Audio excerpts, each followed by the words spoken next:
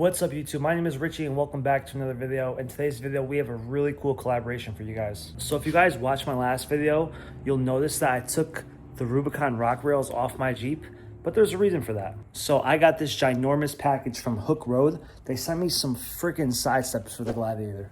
So we're gonna take these things out, pretty much unbox it, install it, and review it. So let's get into it. With the box open, as you guys can see, that these are packaged extremely well. Everything is really tight in there, but it looks really good. And keep in mind, guys, that this box is like 80 to 100 pounds. It's huge. It's like 8 feet tall. One thing that I like to do is when I go through the parts list here, I like to separate everything, count everything, make sure I have everything before starting the installation. Everything is here. Obviously, the steps ain't right here, but also comes with a few stickers. Very nice. Jeep Gladiator. There you go. So it's the next day, and I just thought I'd show you guys what I used because on the directions, some of the tools might be wrong. So all I used was a Torx screwdriver. I think it's a T30.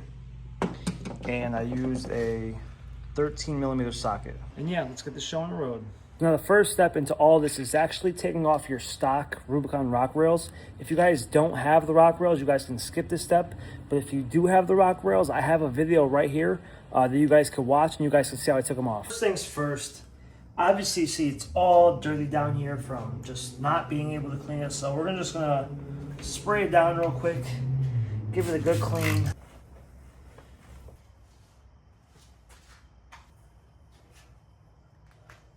All right, y'all, these are the running boards I'm going with from Hooke Road.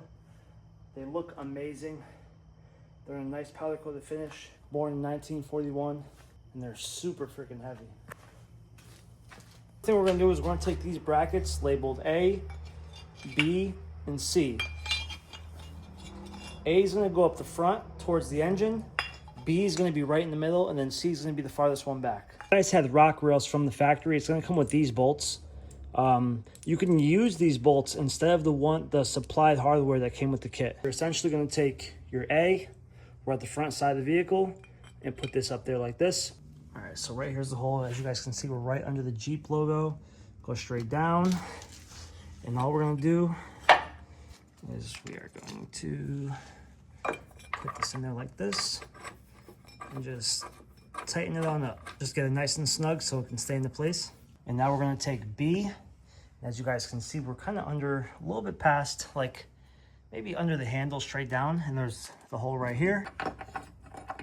With using the factory hardware because I think it's just a little bit better. And now we're going to take C and go up into this one. There's one more right here, but you're not going to use that one. That's just what came with the rock rails. So now it should look something just like this. Now we're gonna get all of our screws prepped. So these ones right here, you're not gonna need these because we reuse the factory hardware. So all you're gonna want is a long one of these, and then a big washer, because this is the long nut, so you go with the bigger washer. Smaller ones like this one, you'll do the same thing. You'll just do one of these things and a smaller washer. In each of these screws, you're gonna need one of these. Now, obviously I'm by myself right now, so I have to rig something up with my jack and my jack stand to see if I can get this mounted to where I can mount it properly on the Jeep.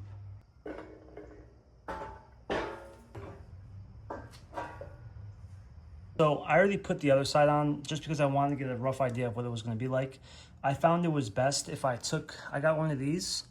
It's like a Torx bit, and it fits this one perfectly. We gently lift this. That kind of went in there magically. Kind of get it in there. Take a washer and go behind there. And so same thing, I'm gonna grab another one. Now that one's tight. I'm not gonna tighten it too much, but it's tight enough, so I'm gonna take it, kind of guide this in the hole. All right, so I finally got that one in. I'm gonna strongly advise you guys to get some help. If you guys don't have like a jack or jack stands, get some help, because even with this stuff, it's kind of hard. I have to kind of push this up with my knee in order to get the holes lined up correctly.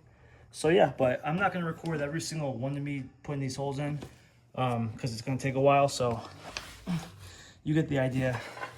Do exactly what I just did this one, and do it to this one, and then to that one over there. So I'm gonna say it again. Once you guys have the bolt into both slots, like this right here, leave your screwdriver there, take the back of the washer, push back or push on the screwdriver a little bit, and just go behind there with your hand and just kind of screw the washer on just enough to hold it in place. So I'm gonna go in there with this. Oh wow, and surprisingly it actually went right in there because of my tool that I have. Now the next thing that we're gonna do is we're gonna take the longer bolts with the washer, with the bigger washer, and then the little thing on there. So they're right here. Those are gonna go into your pinch weld. So this one actually helps if you lay on under the car. That way you could kind of shimmy your hand. I don't know what you could see, but you're gonna shimmy your hand through this little spot right here, and you're gonna feel the nut or the bolt come on the back. And it's just essentially the same thing as we did last time, where I take my driver, kind of hold it in place, and I go with the bolt. I know it's not much to see right now, but I got the second bolt in. What I'm doing is I went behind here again with my hand, put the washer on, and now I'm just gonna screw it down. This light is bright, but we're gonna go straight down the line now. There should be 1, 2, 3, 4 more bolts. Kind of hard to see, but the holes are right here and right here. All right, so we're under the Jeep right now. So this is what it should look like from the inside. And then we're gonna grab 2 washers and put those suckers on. So the washers are on, you know, get those nice and snug, and we will tighten them from the outside once we're done. Give you guys an idea of what I'm doing here. Take the nut, go up and under here. I meet my hand right here, and I try to find the hole. That's what she said. And there it is, just like that. So those are there. You gotta hold it with your finger from the front and throw the washer on there. Do the same thing on the other side. Do is these all should be on so we can lower the jack. Okay, take our screwdriver and tighten up all these bolts. So okay.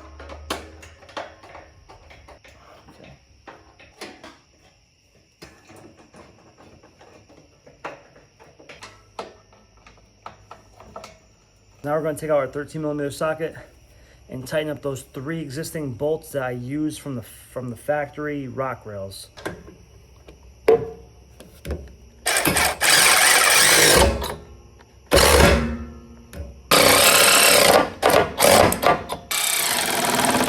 After we tighten up all the bolts, we are officially done. The next thing that you're gonna wanna do before you actually take these out on the road, put some weight on them, step on them, make sure, you know, rock your Jeep a little bit, make sure nothing falls off, nothing breaks, and you should be good to go. But I'm not gonna show you them right now because it's dark out, I'm about to go inside. So I'm gonna show you guys in the morning, and I'll see you there. All right, guys, it's the following morning. We got the side steps on there, and they look amazing. Let's take a look at them.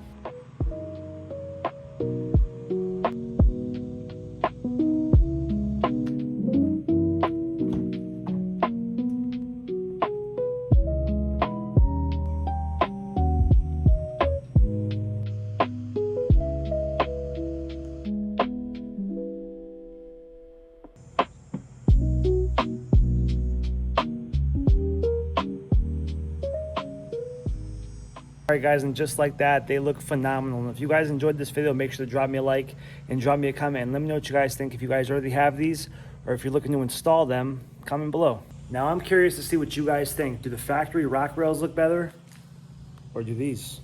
Thank you guys so much for watching. I'll catch you guys in the next one. Peace.